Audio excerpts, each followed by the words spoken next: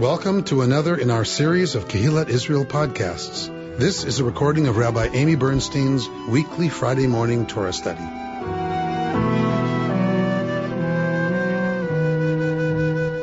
I have two major themes I want to get through with you today. We'll see if I pull it off. The first is kind of the agenda of the Deuteronomist and why we're getting the festival calendar here. We've gotten part of the festival calendar in Exodus, and we got a lot of it in what book? Who cares a lot about what happens on the holidays? The priests, Leviticus. So we got Exodus, we've got Leviticus. Why do we need a restatement of the festival calendar in Deuteronomy? The Deuteronomist has an agenda. So we're going to look a little bit at Micha Goodman's analysis of what the agenda of the Deuteronomist is vis-a-vis the holidays. And then I want to look a little bit at just the concept alone that there is multivocality in the Torah from the earliest stages, but certainly we see it a lot more evidently with Deuteronomy, that it is contradicting earlier texts in the Torah.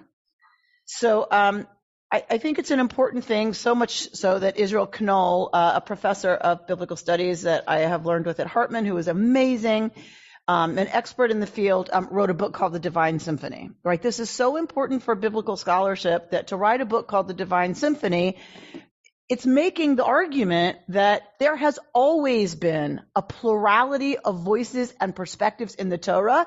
The Torah was never interested in harmonizing or unifying those voices. It needed to do so enough that the thing hangs together, but it never sought to silence or stifle previous traditions, other traditions, variant traditions, older traditions. And it is we moderns who have a problem with things not lining up and, right, being one argument, one perspective, one argument. Okay. So those are the two things we're going to get done today, hopefully.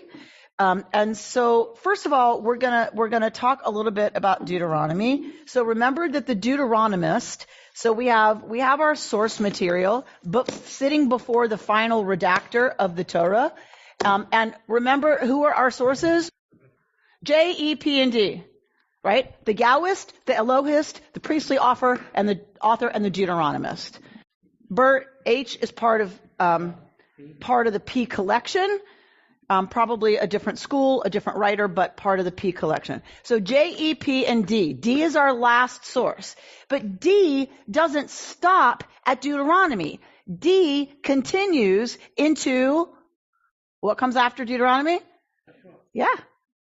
It continues into Joshua, and it continues into what we call DH, the Deuteronomic history. So Torah decided to cut off here. D does not. Deuteronomy is the beginning of the Deuteronomic history that goes further. So we cut it off here, but that is in some ways a false cutoff from the mission of D. Right? The mission of the Deuteronomic author is to tell the history of ancient Israel as part of a reconstruction of Israelite religion. D is here to revolutionize the Israelite, what did I say? Religion. All right. So P is interested in the cult. D is interested in a complete religious revival, a complete revolution of how the Israelites understood their relationship to space, time, the divine, etc. Two quick questions, I think. One is, does Orthodoxy accept this same interpretation? No. And second, that was easy. And secondly, why do we not study the rest of this? Here we go. So, Judith, I want to figure out how many ways you can ask this question till you get the answer you like. We study on the lectionary cycle of each week studying the parsha that the Jewish world is studying. We could obviously continue in a different class, find a different teacher. I don't find the Deuteronomic history nearly as exciting. It's history. this king, this happened, then that happened, then this happened, then that happened. If you want to know the history of ancient Israel, it's very helpful. So if Knoll wants to make a point about what P says versus what we know from Chronicles or from the Deuteronomic history, that's interesting. Only if you have an argument to make. For me, it's like the narratives that make up the mythology of the Pentateuch is what's interesting. And it's where we locate ourselves in terms of our Jewish conversation. The entire Jewish world is on this Torah portion. I don't want to be on Joshua when the rest of the Jewish world is reading this. So that's a big part of it for me is peoplehood. Is I want to locate our conversation within the broader universal Jewish conversation. Okay. All right. So it's a hard word to say. The Deuteronomist. What does Deuteronomy mean? Good. It's the second telling. It's the repetition of the story. But funny that it's not a retelling, right? It's actually a different version in many cases of events, but it calls itself a retelling. It's put in the mouth of Moshe. It's put in the mouth of Moses, right, as his final 3 speeches to the people. But it is absolutely a retelling that is not the same as what we saw when we got told the story. So for a lot of people, Micha Goodman, he said Deuteronomy is the last book of the written Torah and the first book of the oral Torah, right? So meaning Deuteronomy is the first commentary on Torah. Because if you're doing a retelling, any retelling is already interpretation. It's commentary. If you're not just telling the story the way we got it in Numbers or Exodus, if you're retelling it, you're already picking what you're going to talk about and what you're not. What you're going to say happened, because you can't do all of it all over again. That doesn't make any sense. So what you highlight, what you leave out, and this is what people pay careful attention to when we study Deuteronomy. What does the Deuteronomist leave out? What does the Deuteronomist put in? What does the Deuteronomist highlight? And what does the Deuteronomist change? Okay, so we're going to look at Deuteronomy 16. And I want you to already start thinking to yourself, what's different about this? And you may not even know. It's fine. I'm going to tell you. Don't worry. But see if you notice anything different than what we studied when we studied the calendar before. Okay. So I want to tie this into the end of Deuteronomy 15 on purpose. I'm starting here because this is one of the arguments that some folks make about why we have part of the liturgical calendar here, Dafka here. Why? Because let's look at what happens. Can you all at home see that? Yeah, that's it, right? Okay. You shall consecrate to your God all male firstlings that are born in your herd and in your flock. You must not work your firstling ox or shear your firstling sheep. You and your household shall eat it annually before your God in the place that God will choose. Verse 21 of chapter 15. But if it has a defect, lameness, or blindness, any serious defect, you shall not sacrifice it to your God. Eat it in your settlements. The impure among you, no less than the pure, just like the gazelle and the deer. Only you must not partake of its blood. You shall pour it out on the ground like water. Okay, look what comes next. Observe the month of Aviv and offer a Passover sacrifice to your God, for it was in the month of Aviv at night that your God freed you from Egypt. Okay, going back to 15, the Bechor, the firstling, is sanctified as belonging to God. You don't get to do what you want with it. You don't get to use it. You don't get to shear it to use its wool. You don't get to work it. It belongs, it is set aside for God, right? It is kadosh. It is set aside. Then what does it say? Lifnei Adonai Elohecha tochlenu. In front of Yud He Vav He, your God, shall you eat it. What's that? What? Okay, it's dedicated to God.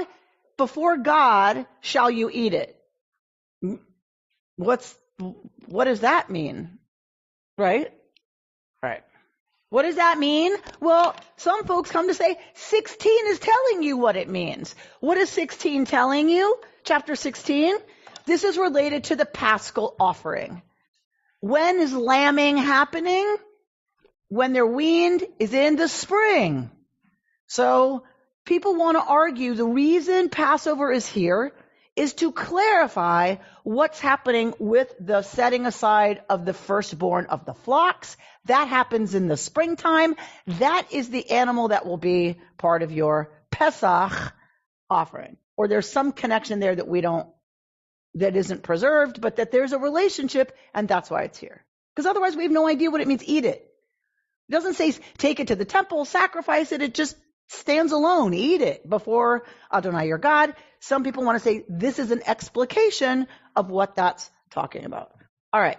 So, Ki b'chodesh ha'aviv hotzi'acha Adonai Elohecha miMitzrayim laila. Because in the spring, God took y'all out of Egypt, right? Did we see this before? What did we see before? What we saw was Pesach and Chag HaMatzot, the Paschal Lamb, and Chag HaMatzot, the festival of Matzot. We saw that before. We did not see before anything about going out in the spring. Nothing. This is Deuteronomy. Deuteronomy is introducing the fact that this whole business of the Pesach and that doing it in Chodesh HaAviv is because that is when we left Egypt, was in Aviv, was in the spring. The month was called Aviv. In the Babylonian calendar, the month was Aviv. You shall slaughter the Passover sacrifice for your God from the flock and the herd in the place where Adonai will choose to establish the divine name. Where's that? In the place where God will choose to establish God's name. Well, that's in Jerusalem, ultimately. Thank you. So it is in Jerusalem, more specifically, Bert. In the temple. Yes. So we've had this before. We've had the Paschal Lamb. We've had Pesach. We've had the sacrifice. What do we learn from Deuteronomy? It's to be where? In the temple. Before, wasn't it in their homes? The Paschal sacrifice? In Egypt, it was in their homes. For Deuteronomy, we are talking about the temple.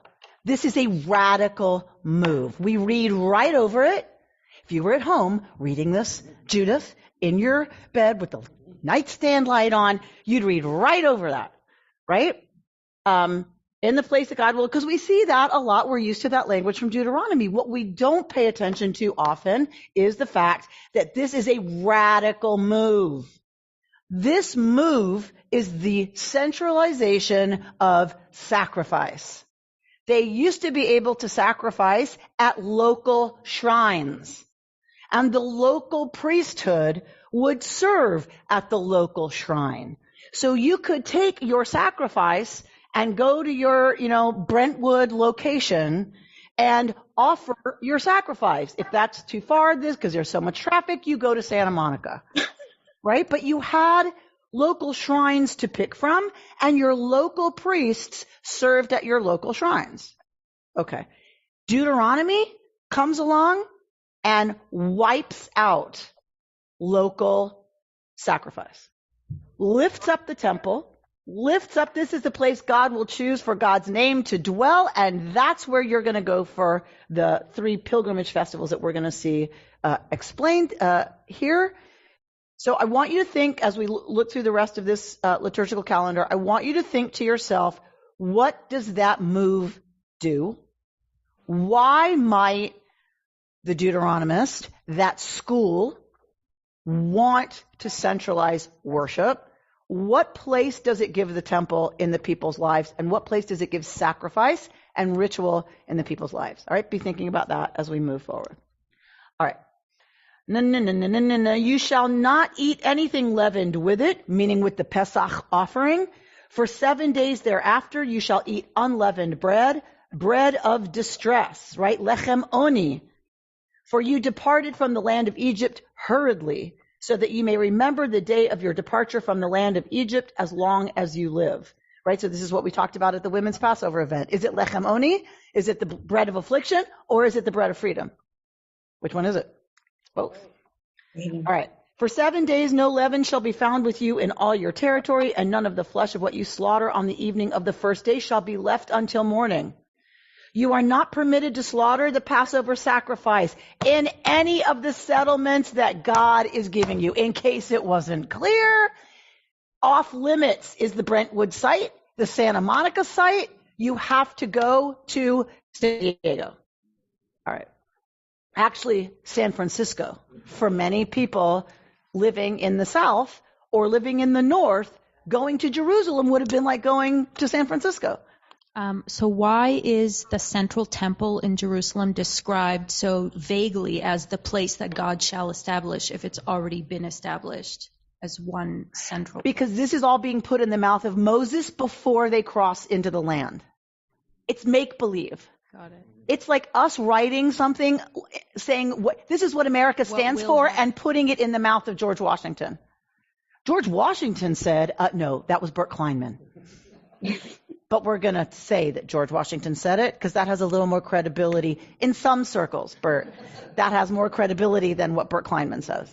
That's what the Deuteronomists did. That's what you used to do. You put it in the mouth of someone else. So it was known that there would be one central, but it hadn't been established or explained to the Jewish people. Okay. So this is where it gets confusing for people who haven't heard me say this 7 million times. It's very confusing. You have Torah history.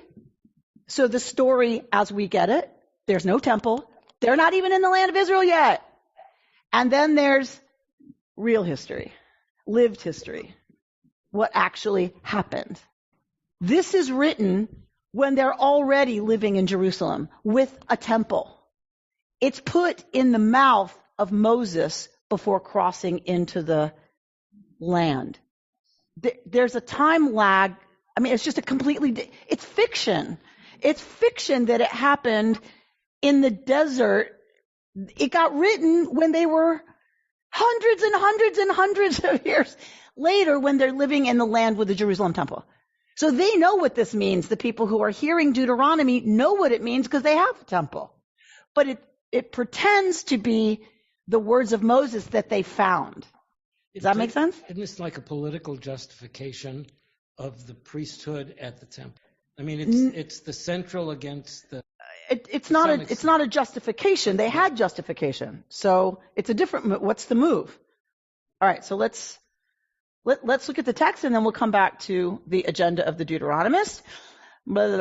So in case it wasn't clear, you can't sacrifice in any of your settlements. This is new. This is new. We look at it as, okay.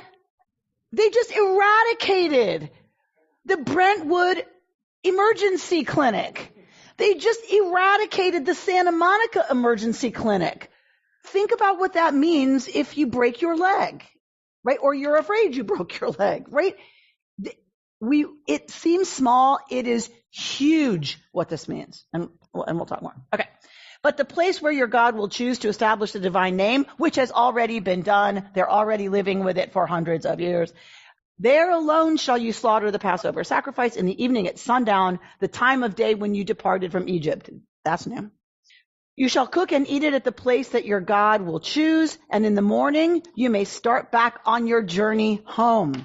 So what does that mean? You can start back on your journey home. What does that imply? You had to journey there.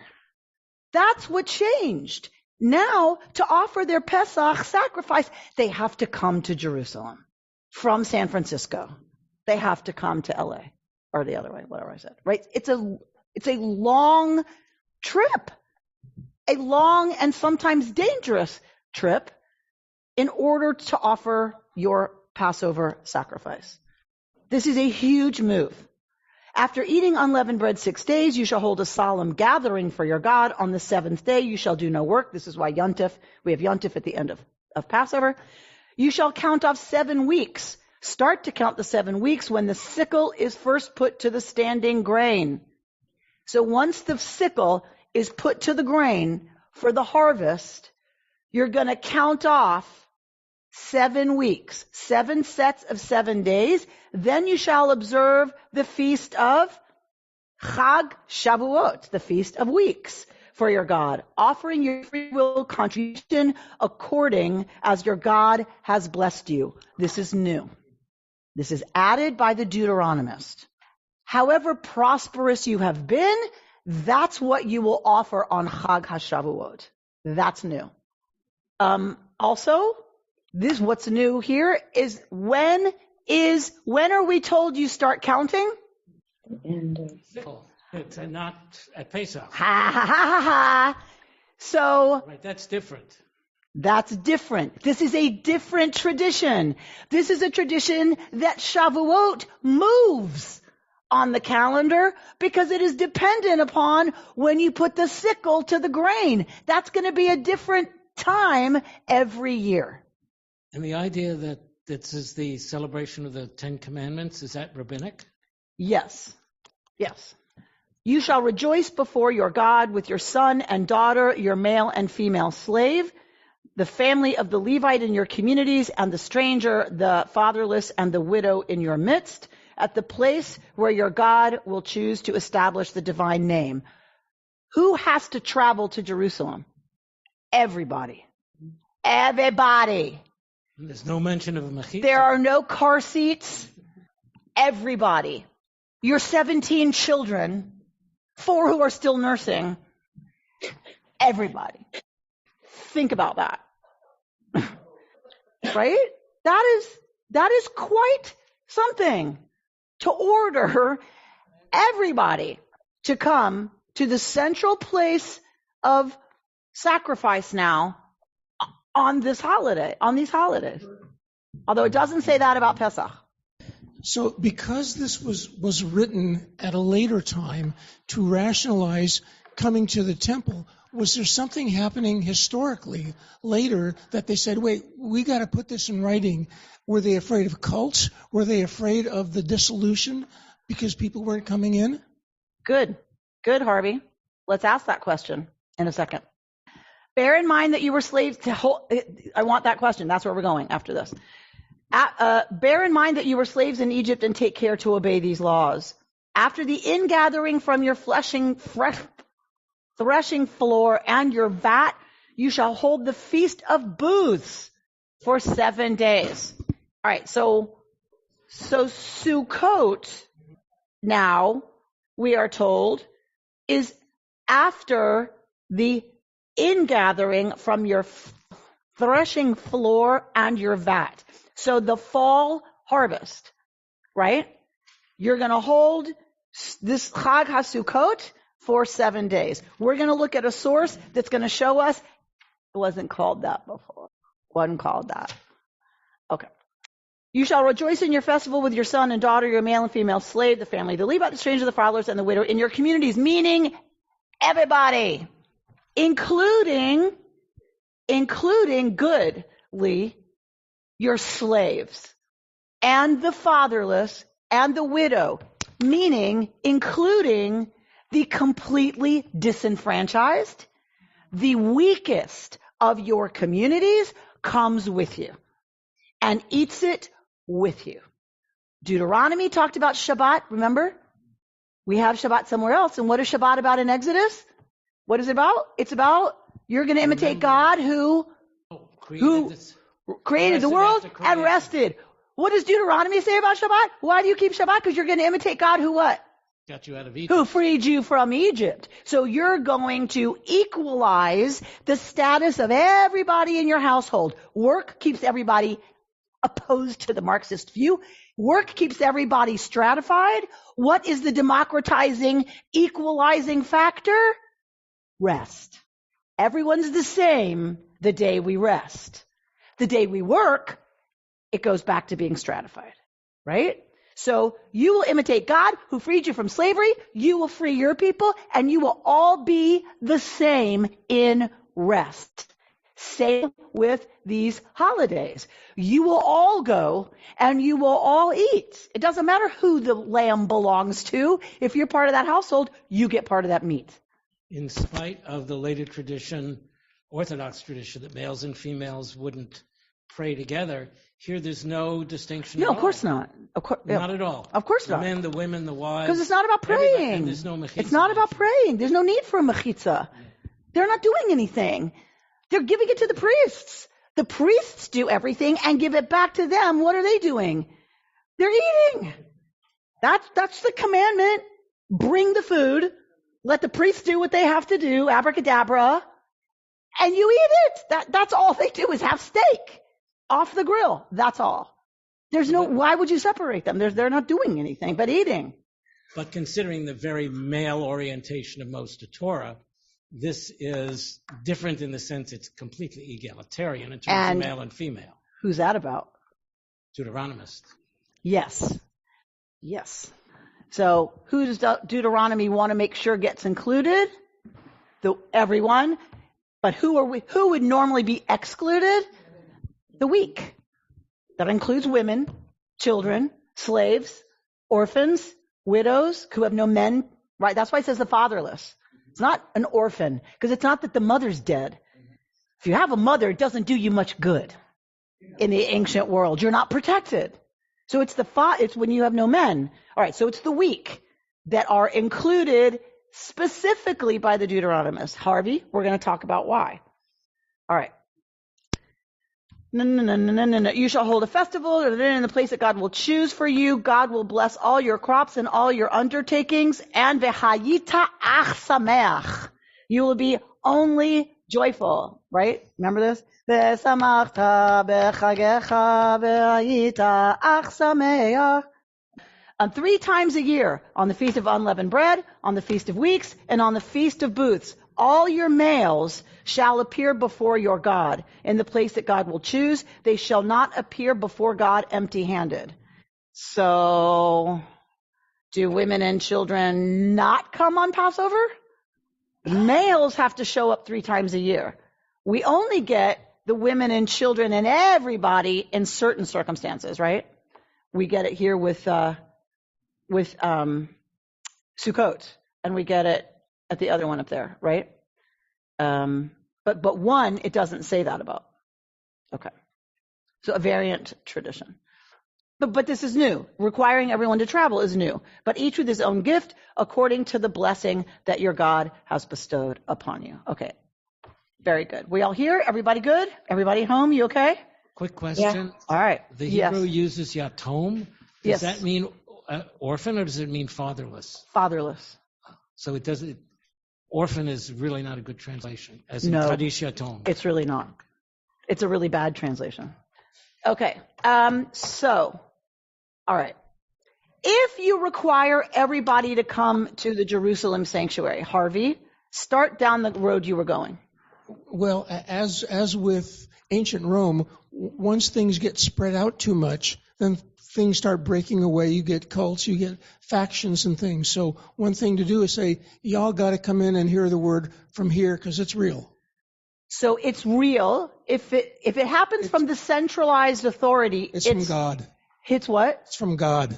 It has the authority. Right. It has authority because it's got the blessing of the folks who are in charge. Right. So that's what makes it authentic.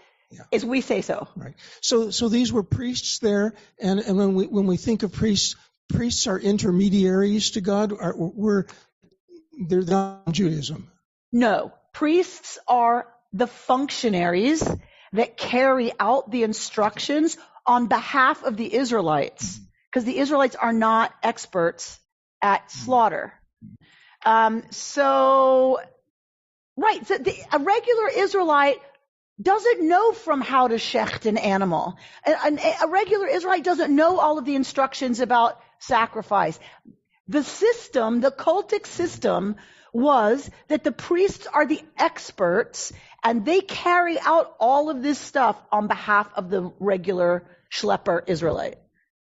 In that sense, they are intermediaries because they mediate between the nuclear power of the sacred, God's presence, and the zappage that will occur if that is not treated the way it's supposed to be. But it's intermediary in a protective way, not the way we think about it, having grown up in a Christian culture where you don't have access to God, only the priest does, and you have to go through the priest.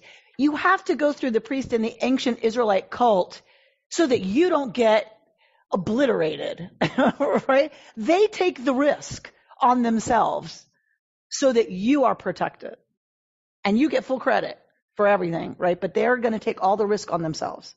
George? A cynical interpretation is a What, from you? No. What did he say? It's a centralization of power. Okay. So centralization, building on what Harvey said, centralization of power. What does that do? Why do you do that? Why do you centralize power? Control. Okay. So what might be going on that you would want to centralize power? I think what Harvey said is right. So you don't have separation and cults. But y'all are thinking forward. If I don't want cults to develop, I should centralize worship. Go the other way. What caused the centralization of worship? Israelites misbehaving. Or Israelites doing what they wanted to do at their local shrine. You know, in Brentwood, if you want, on the side, you can make a little offering to Asherah just to cover all your bases. And if you go to Dan in the north, you can make an offering to Baal. Just in case. You know, like Yahweh, sure. Yeah, absolutely the big guy. But, you know, Baal helped my cousin a lot when he was sick. So I'm going to Dan to make my offering because I can slide a little something over to the bull god, right? That's what's happening. Syncretistic worship is happening in local shrines. This is a religious fundamentalist revolution. D is going to be fundamentalist. Back to no funny business, no monkey business. And the only way we can be sure that's not happening is that we centralize worship here, where we can keep an eye on it. And only our priests and only what we decide will be happening. That is how Israel will be protected from what? From other gods. And ultimately is protected from what? We read this last week, people. Other gods. Exile. Oh, exile. The Deuteronomist is very concerned with exile. The Deuteronomist is very concerned that if this doesn't happen, they will be decimated and carried off as slaves. Josiah, the king under whom this is found, the scroll is found, believes this wholeheartedly, that if they don't do this, they will be destroyed. Some people put this post-exilic, post-destruction of the first temple. How much later or during what time do we stop using lamb for Pesach? Because we don't offer sacrifice anymore for Pesach, and consequently, lamb is seldom served at Pesach. It's usually beef. Some people eat lamb for Pesach, davka. That's what they serve on Pesach. Certain rabbis didn't want lamb served because they didn't want it to be mimicking, right, God forbid, the sacrifice. Right. Because we don't have sacrifice. And when did that happen? I remember it's not universal. That's what I'm saying. Some people eat lamb on Pesach. We came to the point where God said, I don't want your sacrifices of meat. I want your sacrifices in action. God didn't say that. Who said that? A priest. No. Prophet. The prophets. That's why we don't read the prophets. Because I want to go back to eating meat. I want a hamburger. All right. So the prophets, to your point, Judith, who do the prophets care about? Who do the prophets care about? I don't want your meat. I don't want your sacrifices. What do I want? What does God want according to the prophets?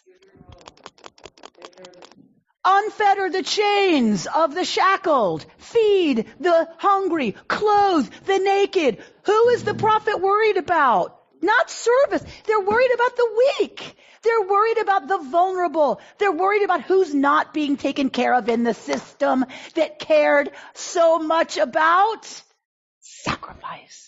What is D starting? It looks like D is lifting up the temple and lifting up the priesthood and lifting up sacrifice. What is D actually doing? And actually starting, says Micha Goodman, the desacralization of the rest of Israel except Jerusalem. What is D actually doing? Reducing the importance of sacrifice. Because you can't do it anymore in Brentwood and in Santa Monica. They used to have access all the time to sacrificial meat, to the sacrificial ritual. They used to have access to the priesthood. They used to have access to the cult. What happens when you centralize worship? You cut off people's access to the cult. Oh no. You would take it, yes, 3 times a year, and shlamim, and your chatat, your sin offering, your peace offering, your offering of well-being. If you can't offer sacrifice anywhere but Jerusalem, you now have cut out 90% of sacrifice. So it looks like it lifts up the temple worship, the temple ritual, sacrifice. It looks like it lifts all that up because now it's going to happen at this big celebration in Jerusalem. Micha Goodman says it's doing exactly the opposite. They depended too much, thinks the Deuteronomist, on the sacrifices. That's why Deuteronomy says, take your little ones, your women, the orphan, the stranger, your slaves, because you have to be more conscious of who's included, not what you're doing, the ritual, the eating, the sacrifice, the priests, the incense, the blah, blah, blah, the trappings. Who does this lay the groundwork for? The prophets. The prophets are saying the same thing. They're saying there's corruption in the temple. One of our prophets was famous for criticizing the corruption in the temple. Jesus of Nazareth. Jesus of Nazareth was a prophet saying, y'all are messing the whole thing up. You're forgetting about who God really cares about. God doesn't care about your sacrifices while you have corrupt business practices, while you keep people in the cycle of poverty because you won't pay their student loans. This is what God cares about. So Deuteronomy is making a radical move to eliminate sacrifice so that it pulls back the power of the ritual for the people. Yeah? Okay. So, if that's true, then this whole religious reform is not about a religious reform that's going to focus on the religious side of the cult practice. It's dafka doing the opposite. It's desacralizing most of the people's experience of the ritual, of eating meat, of all of those things. Somebody at home wanting to say something? Is somebody trying to say something at home, or are you just unmuted? Okay.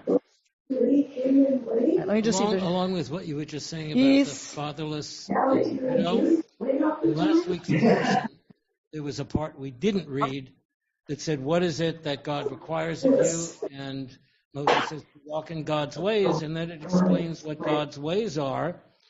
And it says, upholds the cause of the fatherless and the widow, befriends the stranger, providing him with food. So that is already present here.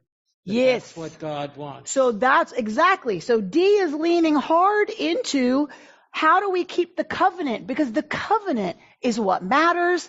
And it just kind of says, in the place that God will call God's name, sneaking in there, how are we going to achieve a focus on the covenant and your behavior vis-a-vis the covenant? How are we going to do that? We're going to take away worship everywhere else. Right? And so now, right, what do they have to focus on? If they're not sacrificing locally, what do they have to focus on?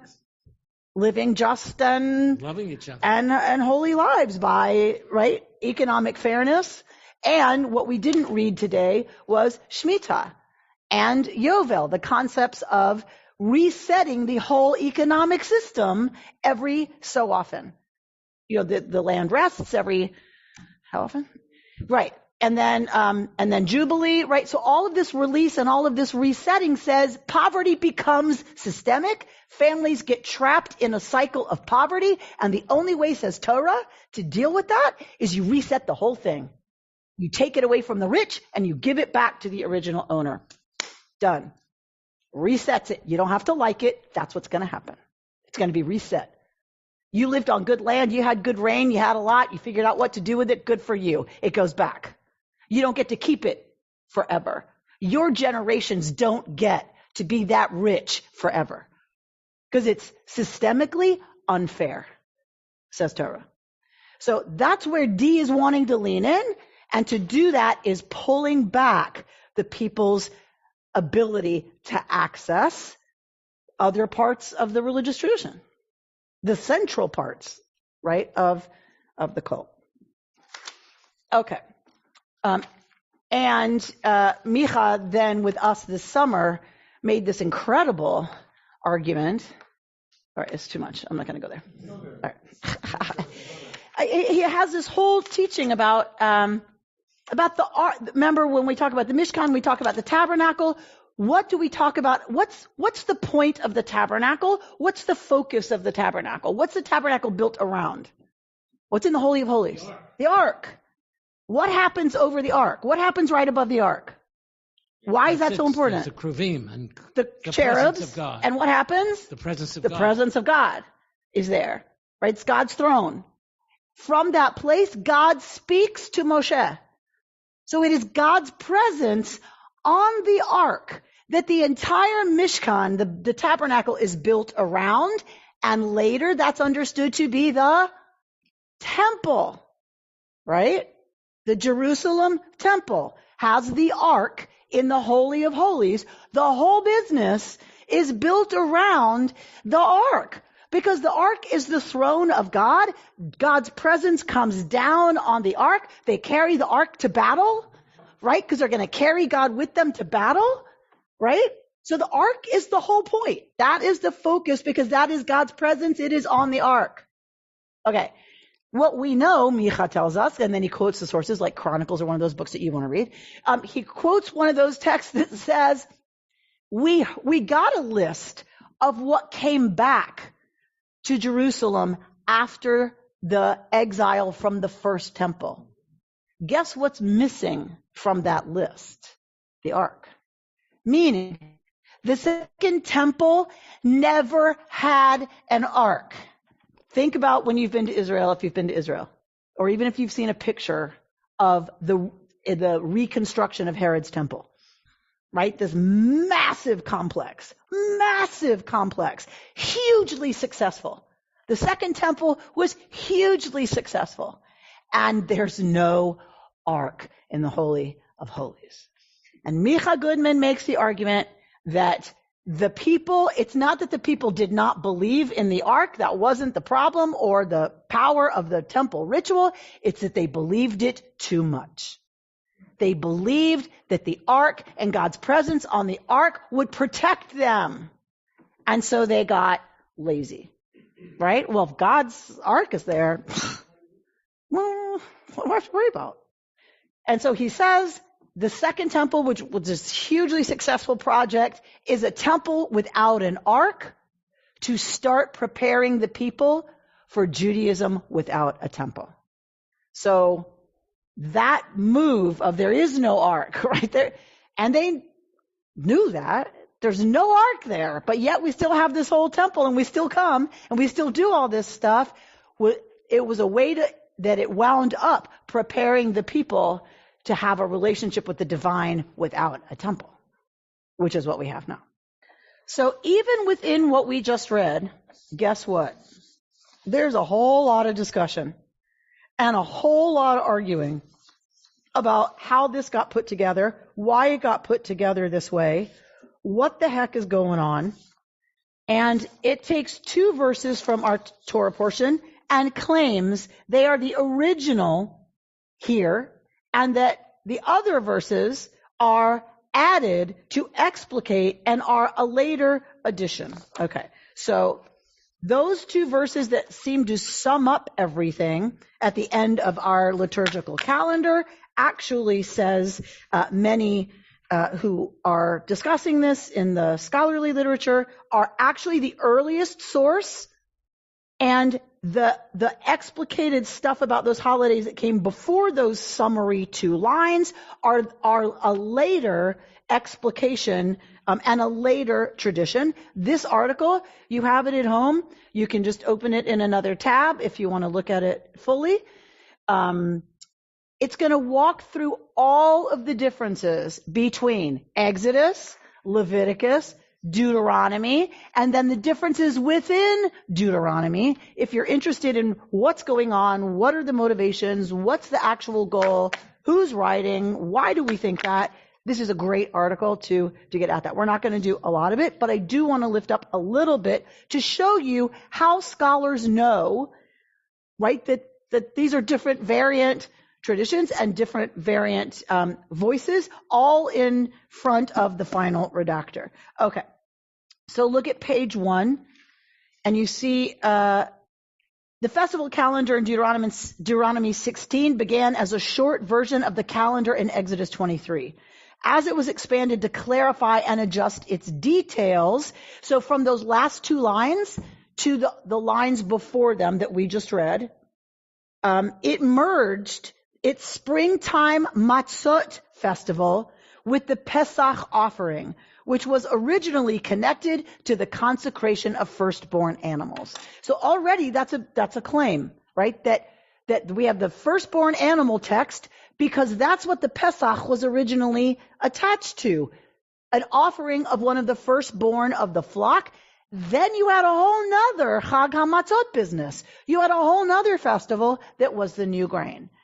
How have you heard me talk about this before? Those of you who learned this with me, how have you heard me talk about this before? Why do we have a Pesach lambing thing and a Matzot wheat festival? Why do we have two springtime Israelite-like things?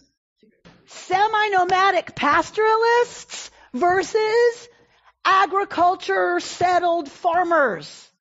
They are two different traditions. They are two different peoples. They are two different origins.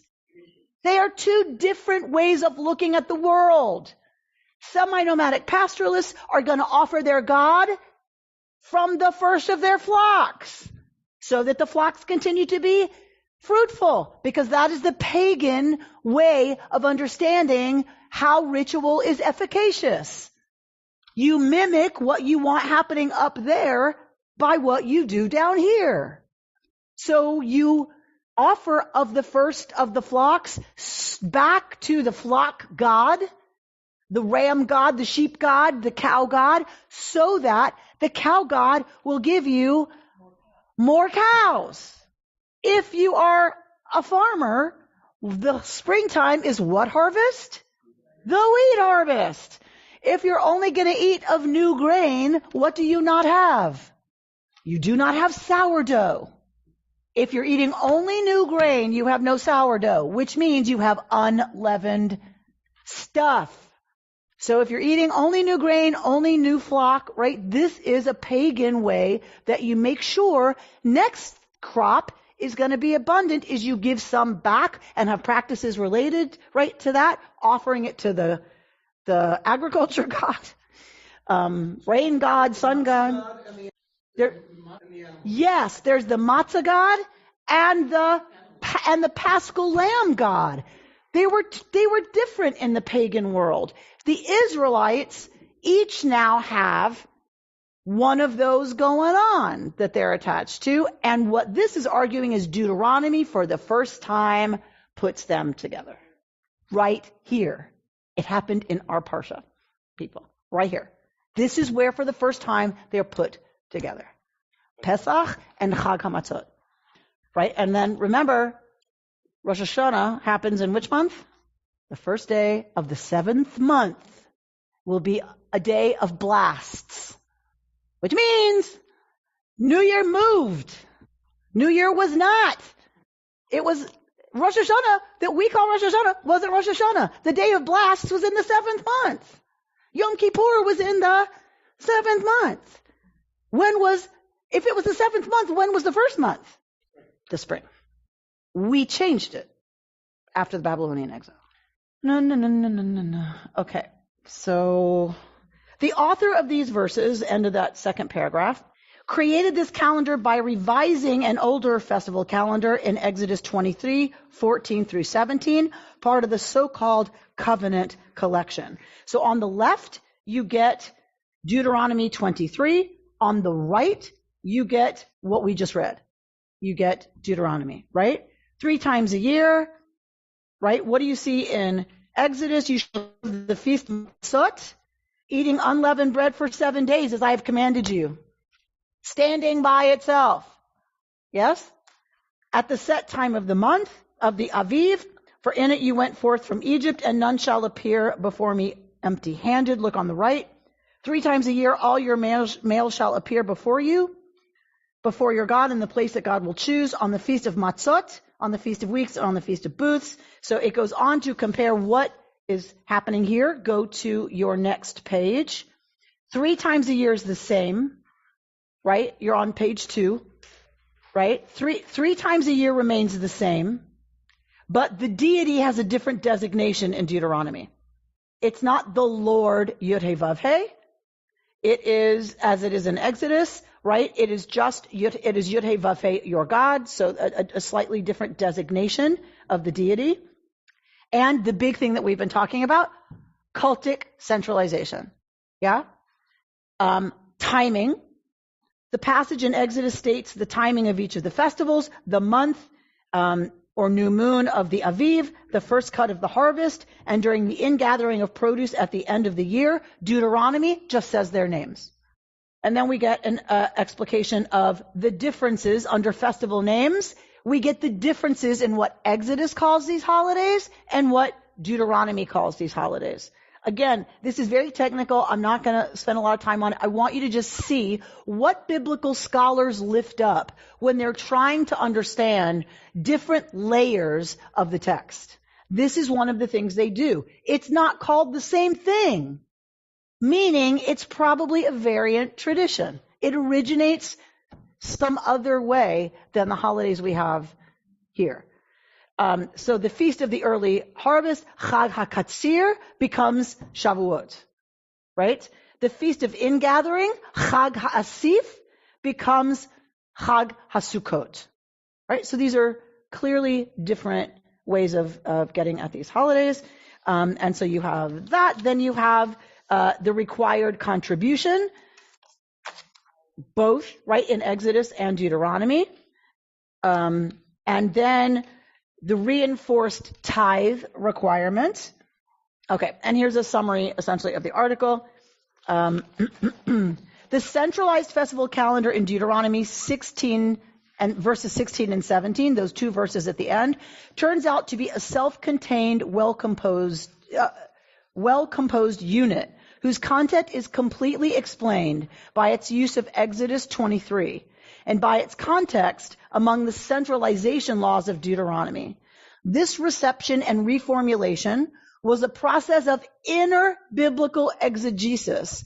That is, the interpretation of an earlier biblical text by a later biblical text. So what this scholar is saying even within the Torah itself, we have evidence of inner biblical exegesis. One text, a later text, coming to interpret an earlier text, even within the Torah itself. The anonymous assemblers and editors of the Torah doubtless could have bequeathed us a different book, free of all contradictions and tensions. The editors recognize that God's word is not uniform, but that God speaks in many voices, and people hear God in many ways. They did not want to mar the divine revelation, nor detract from its fullness, so they created a pluralistic book, which contains a variety of conceptions, a variety of customs, and a variety of laws, and passed this rich variety down to us in the process. They understood that the Torah does not have only one entrance, but rather has many. Their actions paved the way for the continuation of multivocality and variation in later generations. The multivocal editing of the Torah set the tone for Jewish literature. The Torah starts with a machloket, with a debate between two contradictory accounts of creation. The priestly tradition in Genesis 1 and beginning of 2, and the J account in Genesis 2 through 3. The editors put them side by side, since in each of them there is divine truth. The editors of the Mishnah followed suit. This most important legal collection of post-biblical Jewish law starts with a debate about the appropriate time for reciting the Shema in the evenings. And the controversies continue, for all rabbinic literature is based on debate. The editors of the Mishnah and then of the Talmud followed the model of the Torah. They put side by side different and contradictory views. They felt that all of them were the word of the living God. Right, Emalinda? I think Israel Knoll makes a beautiful point that they weren't trying to harmonize the different variant traditions, says Knoll. They valued the fact that we have variant traditions and that we are, my gloss on it is, and that we are big enough to hold lots of different ways of seeing things, lots of ways of experiencing things, and still call ourselves one people. And it was something the rabbis continued to value, so much so that all of their literature is based on arguing, on seeing things differently, on interpreting things differently. If they didn't, the Talmud would not need to be written on pages this big, and it would not be the incredibly big collection, voluminous, literally, collection that it is. And Knoll and many of us take great pride in the fact that even though some people want to make Torah a fundamentalist text, that is a unified understanding of the will of God, that is simply not how the editors have ever treated it, and it's certainly not how the rabbis went forward, and we stand on their shoulders. May we be worthy of folks who trusted us to hold many viewpoints, many different opinions, many different ways of looking at things, still calling ourselves the Jewish people. Shabbat Shalom. You've been listening to Rabbi Amy Bernstein's Friday morning Torah study from Kehillat Israel in Pacific Palisades, California. For more information, go to our website, www.ourki.org.